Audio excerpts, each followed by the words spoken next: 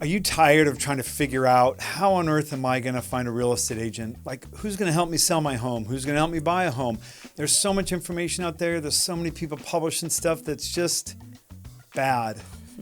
Well, I have a treat for you today because I not only have a personal experience with this incredible residential real estate agent, she's become a dear friend. And if you want to find out why you should choose this person to help you buy real estate or sell real estate, you're going to find out right now. I'm really excited to have my good friend Audra Lambert here. So let me tell you a quick story. Audra, I am so glad that you're here. I know your schedule is absolutely psychotic. It is. You're filming at 3 a.m. You're cooking dinner at 7. You're back working at 9. You're doing everything. And I mostly can't wait to share, I always say with my 4 listeners, why I chose you to help me with one of the biggest transactions in my life. But I'm just so glad that you're here, and I know it's been a while since we've been able to connect face to face. Yeah, I wouldn't have any other way. Let's just jump right into it. Yeah. Let me just, these next 4 minutes, and I don't know if I've done this on the 30 interviews or so that I've done. We're just going to jump into it right now. Yeah. And I want you and your marketing team to pay attention for the next 4 minutes. Okay. Could be 7. Okay.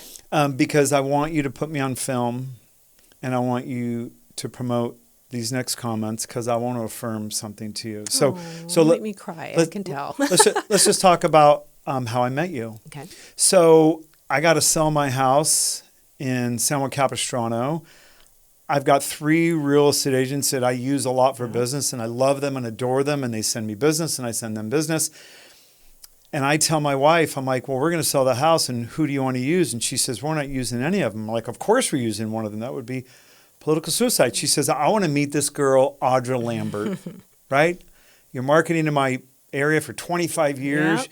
Beautiful, tasteful, clean, specific information, right? Yep. And I told my wife, I don't even know. I'm not calling this broad. There's no way I'm selling real estate with her. Yeah. And as you know, my wife, Chris, says, I'm afraid if we use one of your sources, I want to be like a customer. I don't want to be afraid to tell them.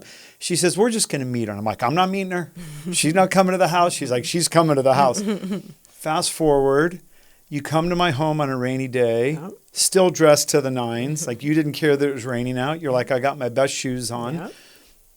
And you left our home. And you know what my wife said to me? What'd she say? She's selling our house. And I said, she's 100% not selling our house. And we went back and forth. And so let's just kind of get to the culmination of that. But I do want to hop in. please. When I talked to you on the phone, when you called me, you said, I just want you to know I already have a listing agent, but you can come over and check out the house. Maybe you have a buyer. Yeah. That's what you told me. You were non-committal. You're absolutely right. You're absolutely right. I said that. I said, I've already got an agent, but I know you work the area, which you do work. I mean, I know you sell all over South County, but your expertise in San Juan Capistrano is unparalleled. There's no one else who knows that area like you do. And the results show it. Like you crush it every year. But I remember that. You're absolutely right. And so I'm like, but hey, maybe you got a buyer. And you're like, well, let me come check out the house, right? So fast forward, we decide to sell our home. And my favorite part of deciding to hire you was this. We had a couple requirements. Wife didn't want to have a sign in the ground, which to me is like the worst decision in the world. Yep. My wife said no open houses, which I know as an agent, you're like, we really want to showcase your home. And my wife said, I want you at every showing, which I know is an area of practice for you anyway, right? Because you're this one-woman wrecking crew. Like you find a way to get 35 hours of work done in 18 hours. And so here's what happens where your marketing team needs to film this. Because I mean it. I really want to affirm you, even though we've had all these thank yous. Yeah. I can't believe what you achieved for us. Thank you. And I mean it. I would have told a client, I'm putting a sign in your ground and we're doing open houses because it's going to help you sell your house. And you didn't do that. You said, I'm going to sell this house for you. And so here's what you did. You did some 30 showings by yourself within about 3 weeks. We had a number of offers early that we thought were like, whoa, Yeah. Audra did her job. Let's take this full price offer. Yeah.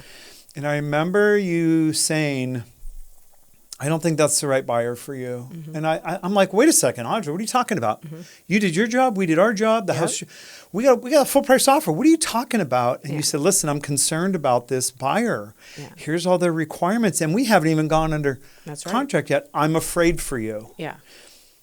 And here's the biggest compliment I'll give you. And I've got some of my really good relationships that also do this, but the majority of real estate agents would not say this next comment. I don't think it's the right buyer for you. I think there's a better one coming. Mm-hmm. And what you told me when you did that is that you didn't give a shit about your commission. Because you could have had it. Yep. And you earned it. Yeah. What you said was, my commission is not as important as making sure I help you sell your home. Yeah. We didn't take that offer. Yeah. We ended up getting 2 competing offers 2 weeks later. That's right. And one of them came in above the price that we were asking for. Yeah. And by the way, as you know, ended up being the perfect buyer. I know. I love them. They're great. That we are friends with today, that the owner still texts me and says, how do I do the surround sound again? Yeah. And they have loved our neighbors and our friends, Yeah. and they text me pictures of their baby. Oh, I love that. Oh my gosh. I didn't know so that part. I just want to affirm you. Thank you. I know your success is important to you. I know how you come across is important to you. And I know you have a ton of happy clients. But there's a difference of saying like, hey, great job. Yeah. And there's a difference of saying, Audra, please put me on video to promote to any prospective home seller or home buyer.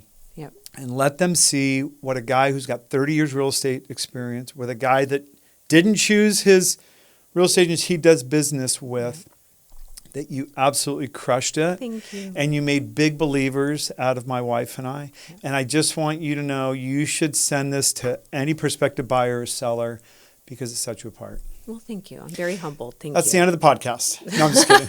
I'm just kidding. But I will say that when we put your house on the market too, it wasn't a great time, if you remember that correctly. The market was kind of sluggish, but I don't want to take all the glory, and I'm not trying to be super humble here, but your house is stunning. So in true fairness, like I know my wife did a great job. She did. I mean, she's absolutely. So it was an easy sell because I believed in it too. Yeah. Yeah. Well, listen, we're going to talk about your YouTube channel in a second because I absolutely love it. It's way better than reality TV. But I think one of the reasons it worked is there's a couple things, right? My wife did a beautiful job for 10 years kind of designing that Gorgeous home. I was the last house on the cul-de-sac. I'm the largest lot in the development, the pool, right? There was a lot of great things about the home. Yeah. But it still required some things that are unique. You knew the area. Yep. You were able to answer questions and objections maybe a little bit differently. Yep. You had a very deep database of even a potential clients that would have also considered buying a home. So I appreciate that you're not going to self-deprecate, but really it was a combination of things. The right house, the right buyer, the right agent, the right marketing, the right strategies, the right video, like all of it. It really, if I look at a transaction, like it really, like I think it all just came together because of all those things. Right. Yeah, absolutely. Yeah. Yeah. And I will say this, and I mean this. This is where I'm not going to be humble, and I mean this with the utmost respect. You know the business. Yeah. Yeah. And I wouldn't say you were walking the park, sir. Like it was, I'm just being honest with you, right? Yeah. So the nice thing is, you taught me a lot through this process too, to be honest with you. Yeah. So just your perspective. So I wasn't the a-hole client I thought I was sometimes. No, but I'm serious. I really learned a lot. Meaning just the way that you perceive the market. When the offers came in, you asked some really educated questions. Yeah. So sometimes when you're selling someone's house that has been in the business for so long, it can be really challenging. Sure. Especially when I don't get to do the open houses and the, all the other stuff that I normally do that I was limited to. But every client's different. Every deal's different. I really loved selling your house, though. I'm not going to lie. It's still one of my favorite homes that I've ever sold. Yeah. And we felt the same. It was interesting, and then I'll get off my transaction with you. when we decided to hire you, for my wife, it was perfect. Yeah. Because like she felt like you got her. Yeah. The design taste. I mean, you guys and listen, you guys connected. You Yeah, look yeah. alike. Yeah. You're the same height. Yeah. You give a shit at a different level intentionally for Yeah. anything you're doing. I mean, Yeah. and I know you know this. You and Chris Yeah. really have some very distinct similarities in a good way. Yeah. So that really spoke to her, which made my life easier. Yeah. But the one thing that Chris said to me, she said, she says, "Are you going to be difficult on Audra?" And I'm like, well, what does that look like? Yeah. I said, I'm not going to raise my voice, use the F word. She's like, Yeah. no. I've been accused in my family of I can be condescending sometimes. And I always say God, I don't want to be that guy. Yeah, yeah. And I always try and say I just feel like I'm just asking questions and they may come across that way. I said, am I going to be respectful to Audra? I'm like, of course. Yeah. We're choosing Yeah. to have her live in our home for a couple months. Yeah. I said, but of course there's going to be some things.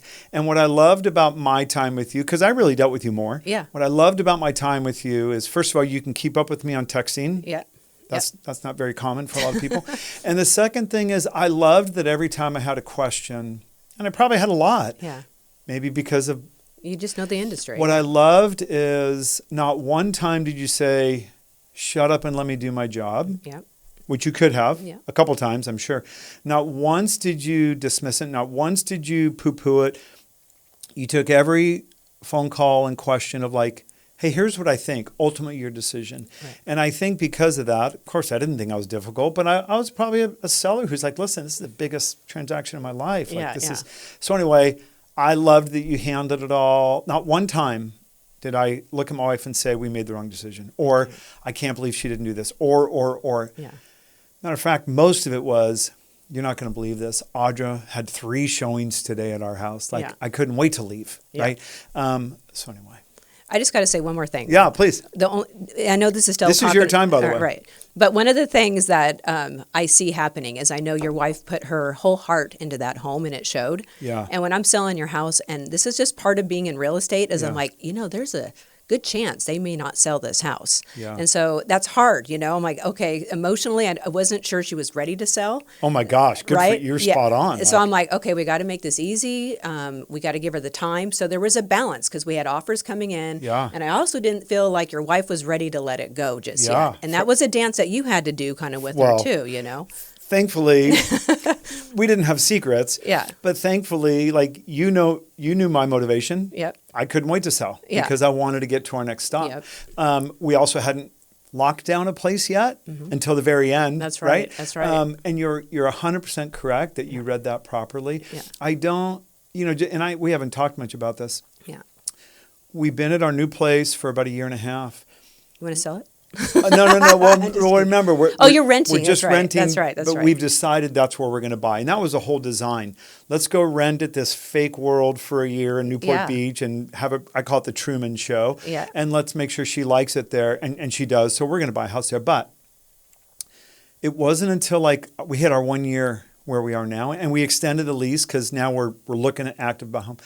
And Chris said, she basically came and said she finally was good with leaving. Wow. And that was a year. Yeah. And there was a couple of times while we moved in, what was funny, I remember we moved in one weekend and the house is a mess. There's food everywhere. There's boxes. And she, I said, how you doing? I went and got her lunch the second move-in day. And she's sitting on the center aisle. I have this great picture in her barefoot. I said, how you doing, honey? I know this is hard. She says, I can't believe you ripped me away from my home. Aww. And she stood there with a straight face, and I'm like, I'm in trouble. Yeah. And then she smiled, and she goes, I'm just kidding. Yeah. She says, I'm an adult. I made my decision. And you're absolutely right. She wasn't sure. Even after we sold, she wasn't sure.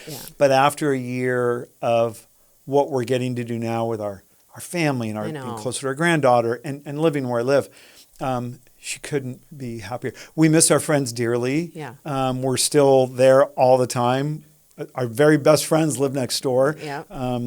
Anyway, that's probably a lot longer start to the interview, but I mean it. I'm gonna move on to something else. Thank you. Okay. I encourage you and your team to put this video out on any amount to any prospective buyer and seller, and they could reach out to me. Why I would tell them why they should. Thank use you. So I yeah, all appreciate true. Okay. Let's jump into your YouTube channel. Yes. Everyone wants to be good on social media. 95% of the people aren't. Yep. Where did the... let me backtrack. You crush it on YouTube. Thank you. I mean, that is your... I know you know this. Like my platform is LinkedIn. Yeah. I do a little bit on Instagram just because 30% of my... 30% of my clients are first-time homebuyers because all my clients are my age. They're all old. Our kids are buying homes. Yeah. A little bit on Instagram. I live on LinkedIn. Okay. You live, breathe, and die on YouTube. When did it start? Yep. Why has it become this, I got to be on there every single day, because your engagements are in the 50 to hundreds of thousands, and no one is getting that type of viewership that's not the Kardashians, right? So give me kind of the genesis. Yeah. Why was it YouTube? And just, I mean, you are all in. Like, you film at 3 a.m. if that's what the day requires, right? And the consistency. Yeah. Give me your 3 to 4 minutes of YouTube. Why YouTube? And just all that. So this started during COVID, and just so you know, I'm not an extrovert. Like, I'm kind of more of an introvert. And when COVID hit, I'm like, oh my gosh, how in the world am I going to get in front of people, right? I can't do open houses. I can't door knock. Right. And so what I decided to do is I was going to start a YouTube channel, because I watched a YouTube on how to do this. And I'm like, that can't be that hard. And knowing my personality, I'm like, okay, I'm going to go overboard on the equipment. So I bought all this super duper equipment. I knew I was going to be amazing. I knew everybody was going to find out who I was, and I was going to be a success. And anything farther from the truth. So I could not get the camera gear to work. I couldn't get the aperture. I still don't know what that means. I would spend a solid week trying to get one stinking video out. And then I did the teleprompter for a while, and then I'm reading it. I mean, it was just, and then everyone's watching. A lot of trial and error, by the way. There's a ton. If you want to write and on anything new, you want to drive a car, trial and error. You want to bake a cake, trial and error. You want to get great on YouTube, a lot of trial and error. Yeah, but if anyone, by the way, wants to do YouTube, I suggest you start with your cell phone first. So about a year into it, no one was watching my videos. I was doing it very specific to the cities that are around my area, the sister cities, San Clemente, Dana Point, San Juan Capistrano, the area. And it was going nowhere. And I thought, like, some of these videos were amazing. I did my own editing. I was terrible at it. So finally one day, I just got fed up with the equipment, and I stuck my camera down. And I'm like, we're just going to, because I couldn't get the equipment to work. I'm like, I'm just going to record on my cell phone. I made a commitment that for 2 years, I was going to get one video out a week. And when I commit to something, I do it. Yeah. No matter how bad it was. And thank God, all the videos that I did back then have been taken off of YouTube. I'm happy to report. Yeah. But anyway, I just sat down. And one of the biggest regrets that I've ever had in real estate and in our personal lives is when 2008 hit. We sold all of our real estate. So we sold our primary residence. We sold all of our investment properties, which was substantial. Yeah. So, if I didn't sell those properties, you and I wouldn't be talking here, because I'd be a gazillionaire if I kept those homes. Sure. So I sat down with my cell phone, and I just started telling the story. I'm like, hey, before you sell your house, I want you to consider these things. I'm going to tell you my story. And then my gosh, genius to start that way. Well, I wasn't even trying. I'm like, I just had no, You're speaking no to people about something that's important. Important, right? And so I'm like, okay, whatever. I didn't even edit it. I'm like, and I just stuck it out on YouTube. And of course, this is something you don't know, but I lost my hair, almost like 70% of it. Very stressful time during COVID. I got COVID. Yeah. And I didn't even do the little clip-ins on the video. I'm like, this ain't going anywhere. And of course, I have chewed off hair, and it was horrible. And of course, that's the one that goes viral. One of the best videos you've probably ever done, right? Yeah, well, it has still to this day over 1 million views. Well, that's God's sense of humor, right? It is. You're thinking, this isn't going anywhere.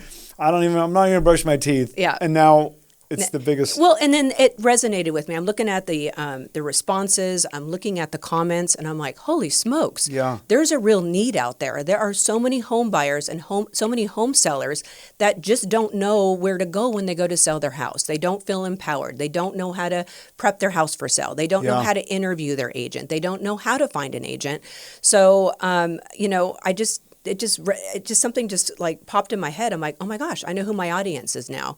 And I think that's the hardest thing when you start YouTube is like, who's my audience? What direction do I go? Who can I speak to? Yeah, I could have done a YouTube video or a YouTube channel on, just teaching agents. But instead, I'm literally educating everyone across the globe on my YouTube channel right now. Yeah, I love that. It's a privilege. It's an honor. And then every day at the end of the day, I always try to get in there, look at the comments. And every single day, there's always somebody's lives that I'm impacting impacting in a positive way.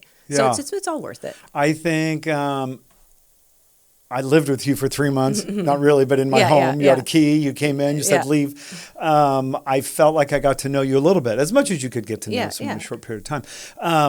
But one of the things I did learn about you is that you really don't, I mean, we got to make money to pay the bills, but it shows in your work that a lot of people can say, I'm going to put my client first, and some do. Yeah. Some don't. Yeah. What I love what you just said the most is that you felt like you're reaching someone. Yeah. And you didn't say, who's going to buy real estate from me? Right. You said you're reaching someone. I can tell you and one of the things I've learned by finally hiring someone to do these things for me is I'm reaching people that I may never monetize a transaction for, and I don't really give a shit. Yeah, but you feel good about it. Well, and you and I talked about this. I remember one time specifically in my house, you and I talked about this. I'm a little older. When I learned the business 33 years ago, we were taught to be advisors and consultants and show options, and it's not just like this commoditization, like an interest rate's not just an interest rate. It's about helping them understand all of it. And I know you're the same. I will tell you this. I think one of the reasons you're so successful and one of the reasons you have so many people on YouTube watching you is you do talk about the stuff that no one's talking about. For instance, one of my favorite things you've done is don't ever get this flooring. Yeah. No, and I mean it. Yeah. Because if you think about it, home buyers and sellers are overwhelmed. Right. Their first mistake is they're going to Zillow and Redfin. Yep. They're overwhelmed. Yep. They don't even know. But candidly, I think most home buyers and sellers, they just want to know that someone wants to help them design, like, which faucet should I have? Mm-hmm. I know that sounds so trivial. And I think one of the reasons you have so much success is because people look at that and say, she's telling me how to stage my home to sell it. Mm-hmm. She's telling me which flooring to avoid for whatever reasons. Mm-hmm. She's telling me why the market is doing this and that, but it's not giving me these generic, bland statistics. It's very specific and detailed. And I think that's one of the reasons is people want to resonate with that, like especially a home seller. Like the majority of home sellers do not have the design touch my wife did. That's right. And the majority of them probably need a little bit of lipstick on the pig. Mm-hmm.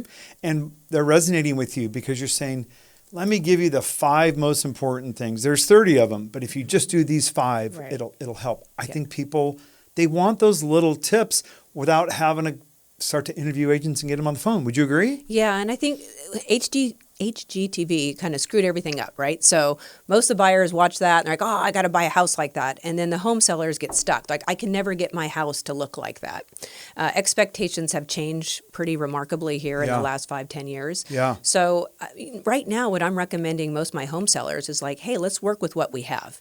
Because oftentimes when you're upgrading, you're not going to get that return on your investment. Yeah. It's almost better to take a lower price and put an extra $100,000 into a home because you're not going to get it back. Yeah. So that's where I love to give some guidance. Like, let's be smart. Like in and out of the market, price it right. Don't over improve your home. Yeah. Right. So when I'm doing those type of videos, whether it be flooring or faucets, I did one today, like, stop buying this stuff. So some people want to do their own home staging, right? I'm like, don't buy the fuzzy blanket, right? And get rid of the dog toys and just helpful, tips. And I was looking at my comments before I walked into your studio today, and I'm like, oh my gosh, I'm loving my comments because it's resonating with people, right? Yeah. You don't believe how many people have these oversized stuffed animals. It just takes up way too much space, right? So it's like, get those out. But it's like, isn't that, and I'm not a big DIY guy anyway. Yeah. Don't get me wrong. I know how to hang pictures. I can fix a toilet. I can't replace a toilet, right? Yeah. I'm with you, the HD TVs and even the the rehab shows and all that stuff. It does give a lot of people a false narrative. It does. For instance, of how easy it is. Yeah, that's right. I do think most people think, oh, I'm going to put the big stuffed animal in there. Yeah. Hopefully someone says, I want it. But the person that sells 100 homes a year says I shouldn't have it. I should probably get rid of the big stuffed animal, right? And I could only imagine the conversations you have when you're inside someone's home trying to say, I really want to help you. And then probably deciding, okay, they're never getting rid of that stuffed animal. So I got to work around it or do something. But I mean it. I think people resonate. I don't want to dumb it down. Yeah. I think one of the reasons of your success is people want the little quick vanilla tips that I think will continue to reinforce. I got that from Audra. I got that from Audra. I got that from Audra. I got that from Audra. So that when it does come time. So let's talk about the market. Yep. Here we are in February 2026 right now. Yep. I've always shared an opinion. I've bought and sold 4 homes, so I'm by no means an expert, but they're all been homes I've lived in. And Chris has always just done a nice job on the home. I've always been a bigger fan of not spending hundreds of thousands of dollars to make it if you're going to sell it. I'm a big fan of spending the money if you're going to live in it. That's right. And then I also believe if your expectation is not to get the money back, but to help your home sell faster with a better buyer, that's where I find the value proposition in something like that. Yep. You agree with that? 100%. It doesn't have to be those big improvements. Yeah. Walls and flooring are always a big one. Yeah. So, I mean, I think the cheapest renovation you can make is just painting your walls. It just gives the house a complete, facelift, right? Yeah. People just go, oh, let the next buyer do that. Let them do the color. Yeah. No, it doesn't resonate online. And so when people are looking online, that's your first showing. Yeah. So if you're looking in Zillow and they don't love what they see in Zillow or Trulia or Redfin, whatever real estate website, they're not going to come see your house. Right. Yeah. So you got to make it shine online. You have to have some of the basics, right? That's right. Flooring, Yep. walls, has to be clean, Yeah. right? Some of that stuff. But I've been more of a fan of that area. And from the lending side, I've seen 5,000 appraisals in my life. It's always difficult, even when an appraisal just for refinance comes up, it's always difficult to go to a client and say, that $100,000 pool you just put in, you get credit for $50,000 in your appraisal. That's right. Maybe 45. Mm-hmm. And I know, and I don't expect consumers, like if I've got a software sales guy here, I wouldn't expect to know what he knows about how software works and some of this stuff. People just don't realize for every dollar you put into your home, if you get 50 cents out, that's a home run. That's right. But understanding that the value proposition really is, listen, if you've got this beautiful home, you're going to get some of it back, but you're going to get it sold faster or a better buyer or. Yep. So let's talk about February 2026 right now. Yep. So without getting statistics, because Yeah. I don't want to bore people with that. Yeah. Now we have maybe 6 listeners, by the way. A little bit more inventory, Yep. obviously. Yep. If I just compare to the last year or two, days on market, a little bit longer. Yep. I have an opinion on the market, but you're the expert. Yep. What are you seeing? Like, what's your biggest concern right now that your home sellers are saying when they interview you to sell their home? Like, what's their biggest first or second, like, apprehension or fear? Not about Audra Lambert, right, but just about selling a home in February 2026. Yes. So this is the biggest challenge that I have, which is I go talk to a seller, their neighbor's house just sold, and they think their house is worth more. Always. Okay. Now, most home sellers think it's 2022. Now, if you look back at 2022, we had the lowest inventory and the lowest rates, and the market was hot. Right. So if your neighbor sold for $1 million, that means your house was worth 1.2 in 2 months. And I'm not kidding. That was the market. That's how right? fast it moved. Yeah. So most sellers, when they go to put their house on the market, they think that's the market still. Where most buyers right now think it's 2008, 2009. I know. And there's a huge gap. And I'm Right. not exaggerating. Like I just sold a house actually in your old neighborhood, closed it for 2.1. The neighbor goes, okay, I want 2.5. I'm like, it's the same house. Like, Right. no, I'm serious, No, right? And it was just a few months ago. I couldn't imagine what you go through with people. Yeah. And so they're like, well, we want, this is the other thing. They want to maximize the value out of their house. I want to get the maximum value. And I'm like, okay, well, pricing it right and preparing it right is going to give you the maximum value. Right. If you overprice your house, it's going to get stale. You're not going to have anybody in it. Right. It is such a hard conversation to have with people. Yeah. And I'm all about push and price, but I push it where I can justify it. Yeah. Most sellers, in my opinion, are just overpricing. And you have to look at the market. Like the mortgage rates, last year, the average, I know you're the mortgage guy, which averaged 7%. This year, we started at 6.19. We're going to vacillate in the sixes, right? Sure. We dipped down a little bit in 5.99, okay? Yeah. So we already know slightly, the mortgage rates are pulling back a little bit, okay? And I have buyers that are like, oh, I'm just going to wait. Just going to wait for, the rates to go down. I'm like, guys, it's never going back to 3%. And if it does go back to 3%, we got a massive economic problem, right? Massive.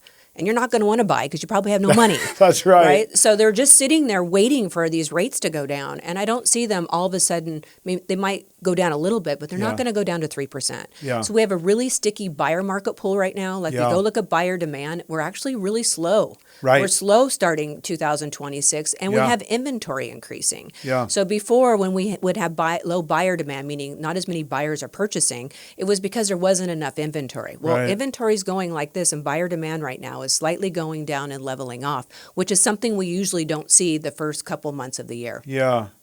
I love your experience and what you're doing. And then a quick story came to mind when we were living together for 3 months. Yeah.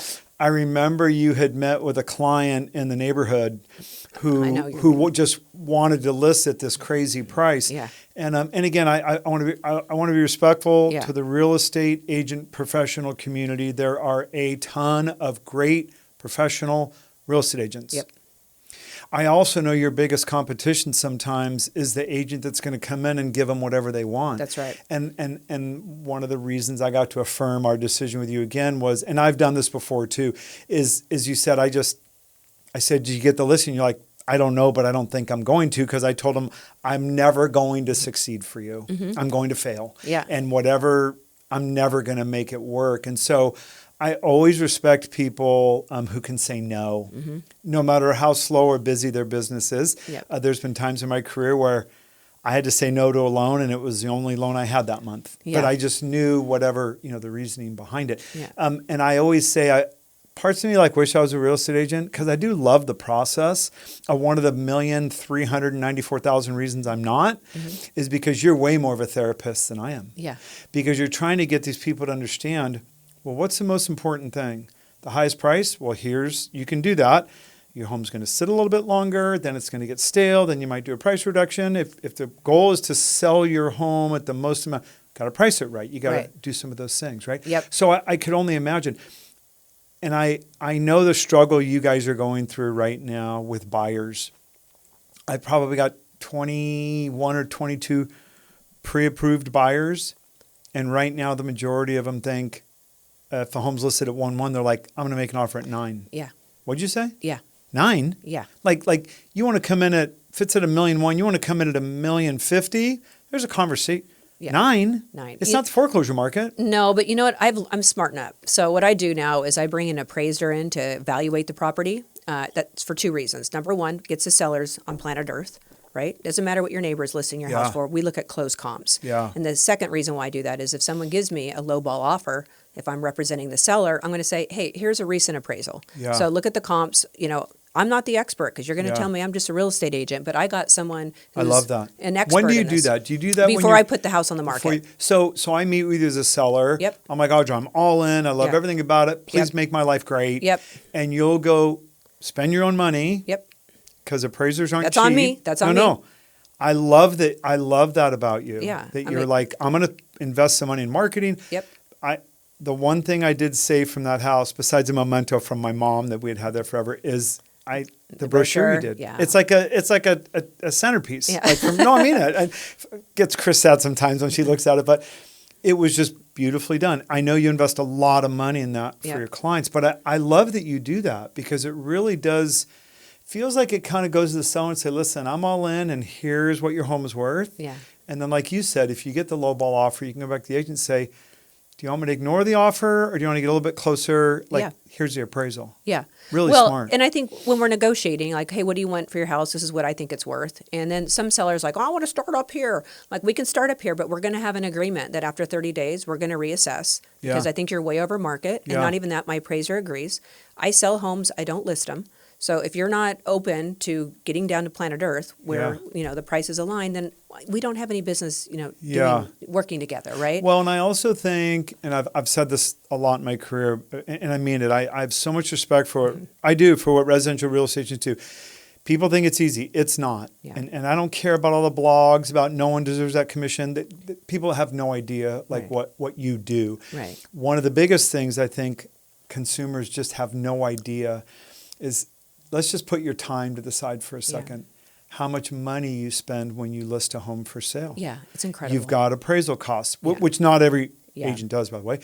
your marketing costs, your print costs, your material costs, like well, and I have staff too. I have a and whole you've got- marketing team. you've I got have all an of it. assistant. You've got people monitoring the files. You've got inspections. You've got That's all right. this. And I think that's one area when people go to sell their homes, why they may miss, listen, I'm going to help you win, but I'm going to spend a lot of time and money on your home. We have to make sure that the price is going to get there to where I can really sell your home, because I love what you just said. I'm not going to list your home. I'm going to sell your home. Yeah. And I'm going to invest my money to prove to you that I'm going to sell your home. Right. Because the wrong seller, you're out $5,000 or $8,000. You're like, I didn't even get a bite. Yeah. I didn't even get an opportunity on it. Yeah. What people don't see, I had this one client, this is like my worst experience ever. It was a YouTuber. They call me, they go, oh, we're out in the boonies. I won't tell you where it is. And it was an older couple. They didn't feel comfortable with the agents that were offered. I mean, it was like a hike for me to go down there. We staged the property, $12,000 of staging. And then it was like a good 30, 40 minutes up there. We had the listing for 3 months. And then there was a fire that broke loose. And she's like, we just don't want to sell the house. We're scared. So took the staging down. She's like, we'll list with you in springtime. No, they went with another agent. Like, it's things like that. And that's all of our time. You wouldn't believe, and I'm doing this out of the kindness of my heart, helping these poor old folk out. Right. You know, they sold their house, so ultimately that's wonderful. But those are the things that a lot of people who are hiring agents don't understand, how much risk and how much time and how much money we put. And it's risky, right? Yeah. I was out, I think it was $15,000 on that transaction. Yeah, and that, like, you should put that on video. I mean it. Like, people, I watch people hire the wrong people all the time. And everyone has various reasons with why they're going to hire someone, whether it's real estate or plumbing or electrical, buying a car, it doesn't really matter. I wish there was a way to get sellers to realize, to hire the right agent. Yep. It's not just about who's going to sell my home for the biggest price. There's so many other components in there. Like you, I have stories of people that engage with me for 3 months and they call me on Saturdays, and it is what it is. I can't charge a retainer. Right. It is what it is. And then, the sister's cousin's a lender, and he enters the picture. Mm-hmm. And I always say to my clients, listen, I want what's best for you. I'm just curious. I'm a little older than you, so I can start to be a little more cynical.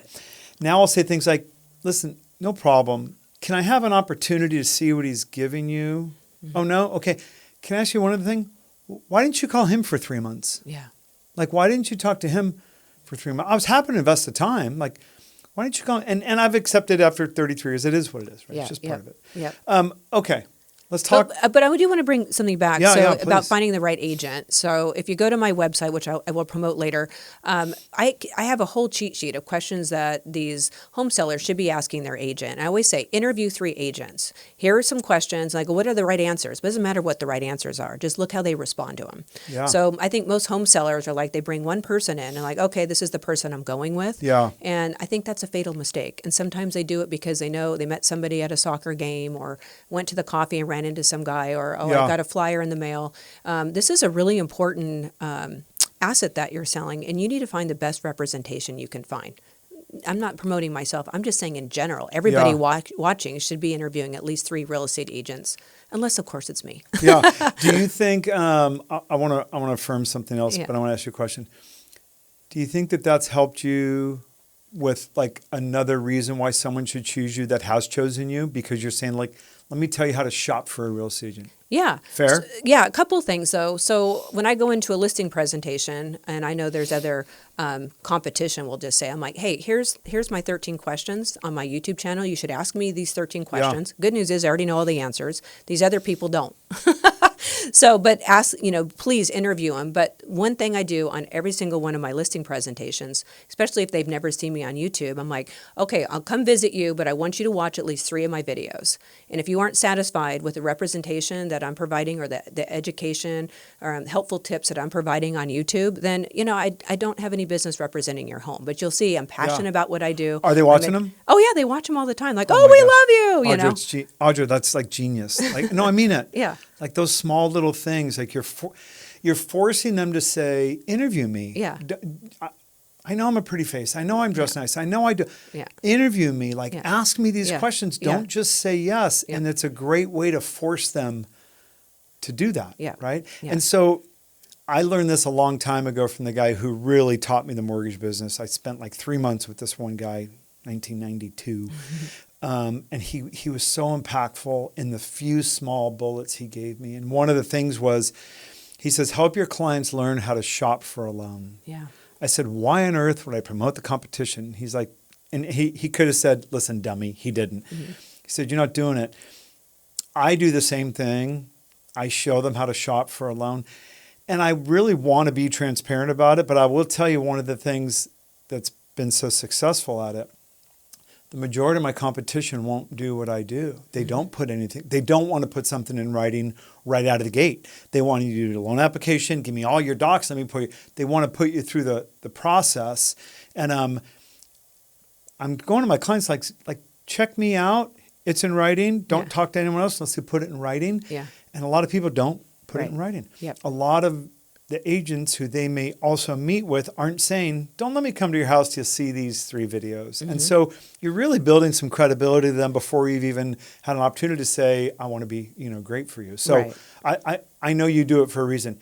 Keep doing it. Thank you. I do. I think that transparency of going to your clients and saying, listen, I'm going to crush it for you and I'm going to get paid for it. Yeah.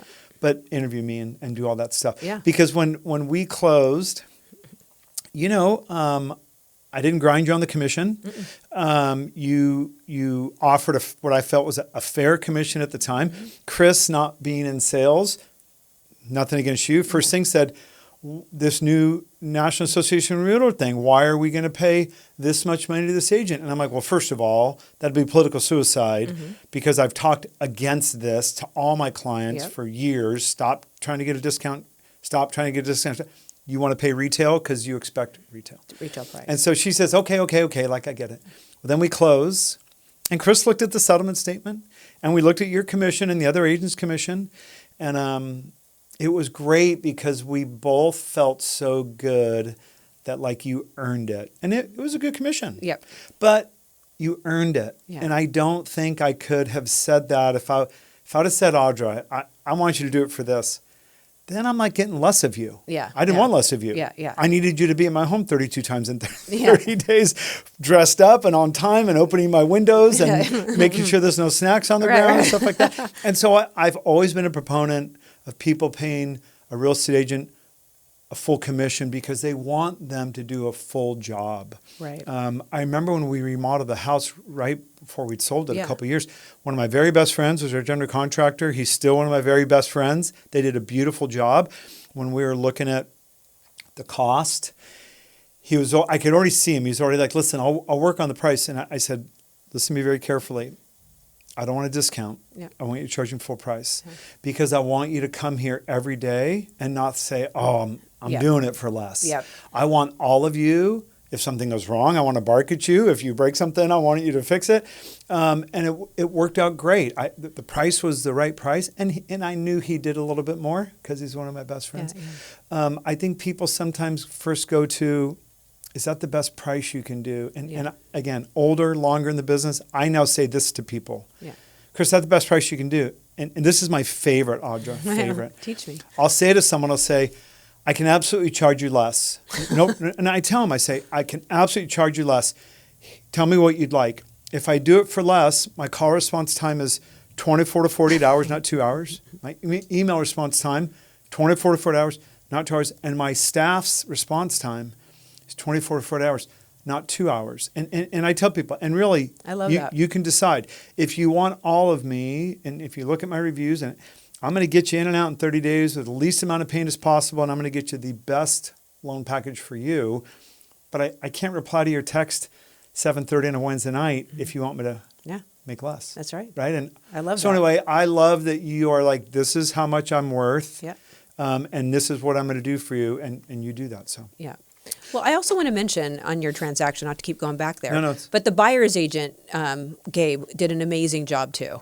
I mean, so he was worth every penny too. We're all very fortunate. Yeah. So in situations where, especially now that the seller can agree or negotiate that buyer's agent commission, sometimes they're like, well, I don't even want to pay it because the buyer's agent's not doing anything. Yeah. In your situation, the guy worked his tail off. He did a great job. Yeah. That's not always the case. And I know that's very, what's the word? A difficult conversation to have, because how do you know, right? Because the old world was you agree to pay up front, right. you know, and now it's negotiable. And then some sellers like, I don't want to pay for it. Like, right. your wife was a little worried about that. Yeah. But, you know, it really, if they're going to give you the right price and the right terms and have a smooth transaction and represent you well, or represent the buyers well, it's worth every penny. Yeah. It went really smooth the whole way through. Well, first of all, we could not have asked for a better combination of real estate professionals. Yep. And I know that's not the case on every transaction, right? Seller, buyer, doesn't really matter. One last thing on money. I think people forget, like, you enter into an agreement, and that agreement has to be equitable for both parties. That's right. You're never going to win if someone's winning and someone's losing. Yeah. It has to be equitable. I do think sometimes sellers forget, you want that buyer's agent, like if you're representing the seller, you want that buyer's agent to be engaged. Yeah. You want them to have a meeting of the minds. You want them, when you guys are negotiating inspections and termite and all the stuff that you guys do behind the scenes that people don't realize how much you do. Right.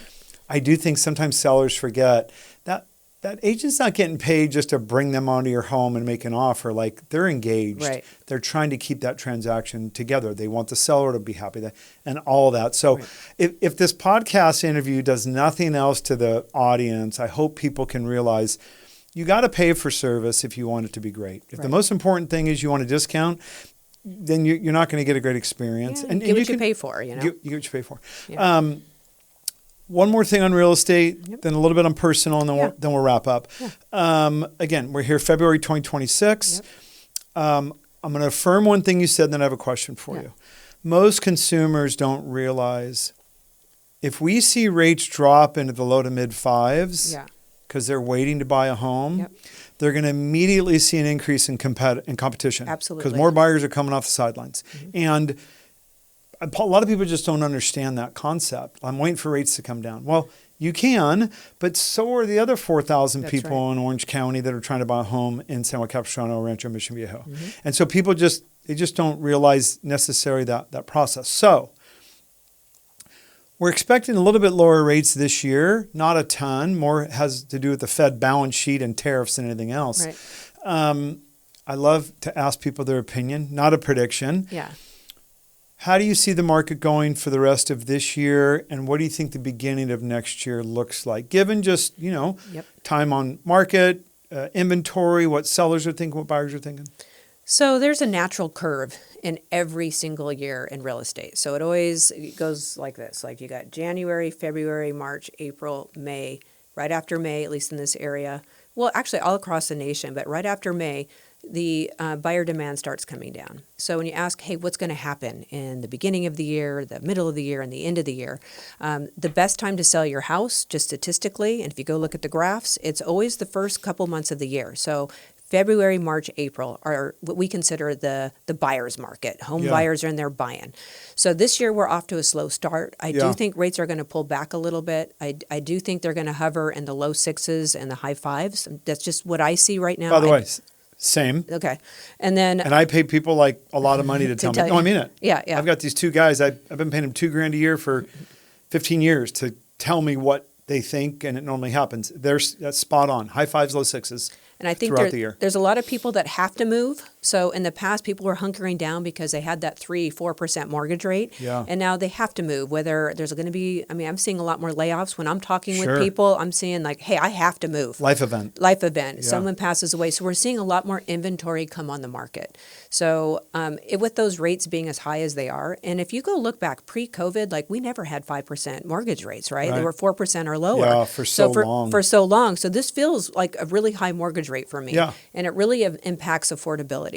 So if you want my opinion, I think we're going to see, I think we're going to have higher inventories in 2026. I think it's going to continue into 2027. I think if rates pull back a little bit, I think we're going to have more of a balanced market. Yeah. And I think we're being really cautious about inventory and buyer demand relationship. I think we broke the real estate market when we had 3% mortgage rates. Yeah, agreed. And I think they're not going to all of a sudden drop it because we don't want that feeding frenzy. Yeah. But we do need inventories to increase, but we also need to make it affordable. And that's a balance that's very hard to dance. It's really hard. So if you ask me, I think we're going to at the end of the year, last 3 months of the year are always really slow. That's when, you get some of those good deals because, some of the sellers aren't being successful when they put their house on the market in June or July. Sure. And then they're just tired and they throw in the towel. It's always I always see, the value slightly decrease at the end of the year. Okay. And then January, February, we start to see. Back a little bit better. Yeah. But I'm telling you right now, the pricing in the area, we're not seeing any major pullback on pricing. Like it's pretty solid. Like sellers are just like, I'm waiting for it. Yeah. And I think we're starting to see that the days on market calculation is just longer. So that's the other reason why that inventory is increasing is because homes aren't going under contract the same velocity as they did back in 2020, 2021 into 2022. Yeah, they were, it was fast. So they're just sitting, it's growing, right? Yeah. 3 quick bullet questions. Yeah. Just, we're in South Orange County as we're filming this. Yep. Rough average days on market? Depends on the price point. Yeah. But average right now is 92 days. Okay. Yeah. It goes up to 189 days if you're in the luxury market. I was going to say, what do you consider luxury? 2 million, 3 million? So this year it's 2.5 million. 2.5. So over 2.5 longer than 90 days? Yeah, so I'd say you're right around, I'd say 98 days. If you're in the 4 to 6 range, you're 4 to 6 million. That's kind of common around here, believe it or not. Yeah, I know. Yeah, you're looking at 189 days. Yeah, I lied. I have another question, not a bullet question. Yeah. It seems that, again, I can only talk about where you and I live. Yeah. It seems like for some of my buyers, and you might be experiencing this too, even though I know you deal with a little bit higher net worth clients, I also know you'll sell someone a $900,000 house. Yeah. Under $1 million seems to be still moving pretty good. Yeah, so in this area, usually under $1 million is a condo. Yeah. And so the problem with the condo market is, well, you know this. Insurance. Yep. Yeah. There's a lot of non-QM product out there because you can talk about what that is, but we're having a hard time qualifying buyers for condominiums because it's tough. It's really tough. So sometimes, depending on the area, those homes that are priced under $1 million are it's just sticky because they're primarily condos. Yeah. Yeah. That's a tough one. Selling condos right now is really tough. Yeah. 2 bullet questions, personal, and then we'll be done. Yeah. 1 tip, just one, Yep. for a seller who wants to consider selling their home in the next 90 days. What's just one thing you would tell them to do or think about? No, I'm a real estate agent, so you're going to, pretty much predict what I'm going to say, but it's price your house right. Yeah. Don't that get too greedy. That seems to be the underlying. Yep. And then the question is, how do you do that? Hire an appraiser. They're going to give you an opinion of value. If you can't do that, bring 3 agents in and ask them, hey, what do you think my house is worth? Yeah. And then you're smart. Like your neighbor just sold their house for whatever it is, and then do an adjustment because that's what an appraiser is going to do. They're going to say, hey, I got a pool, so add 50 grand, or they have a view, I don't, so I'm going to make an adjustment downward.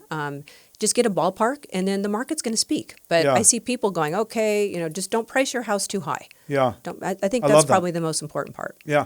1 more bullet question. Yeah. 1 tip for a buyer who has a home to sell. A buyer who has, okay. In 2026. What's 1 piece of advice you could give them? They're a buyer and they have a home to sell. So they want to sell their house and buy another. Well, yeah. Okay, so it's the same tip, Yeah. which is price your house right. So a lot of buyers out there, and I've dealt with buyers, and they're like, "Oh, I need to find the home first." Right. But once I find the home, then I'm willing to sell my house. You know what that's called? Yeah. You're a homeowner, not a home buyer. That's right. No, I'm serious. And in this market, I just did a video on it yesterday. Did you? In this market, you cannot buy a home contingent. You can't. And you know that. Yep. On the sale of your existing home. You just can't. And there's a reason for that. Now, if you're under contract, meaning if your home that you're selling is under contract, your offer is more likely to get accepted because at least you know who your buyer is. Yeah. I was in one transaction, I kid you not, where it was a contingent offer. We were the last man standing, and there was 10 other contingent offers. So the first domino, the second domino, I was the 10th domino. Wow. And we were only late by 2 weeks. It was a miracle. Wow. But you don't ever want to be in that situation. Yeah. It was a different market. A lot of risk for the seller. A lot of risk, right? Yeah. Got it. I love that. I'm going to recap something. Okay. What I love that you said for your sellers, really the most important thing for someone to consider selling the home this year is really most importantly, you got to price it right. That's the priority. If you really want to sell it, price it right. You're still going to make more money than you paid for it. That's right. However many years you've had it. Yeah. So I think sometimes people think, you're still going to win. You just may not win as much. Well, and that's the thing. I'm meeting with some of these home sellers, and they're like, "Oh man, I'm not going to give my house away." I'm like, you just made $2 million of equity. I mean, you paid $1 million for it, now it's worth $3. No, I'm serious. I'm like, it's not really giving it away, right? Yeah. So yeah, that's what I'm trying to say is look at what you're walking away with. It's a humble market, right? It's just a very humble market right now, meaning that a lot of people have put a lot of upgrades into their home. They're like, wow, I'm going to get this huge price. Yeah. And maybe the upgrades were done 10 years ago. And the styles changed. They're not going to get it out. And they think their house is the best one on the block. And the buyers disagree because they want to rip it all out and redo it to their style. Yeah. So it's. I would just say price your house right. Yeah. Be humble. I love that. And just focus on. Keep it simple. Yeah, and be conservative in your estimates. You know what I mean? Yeah. Yeah. I could have talked to you for 3 hours, but I don't have that kind of time. Our seventh listener just had to leave for lunch. One quick personal. Yeah. I know you're married. You've got a son. What's the hardest part?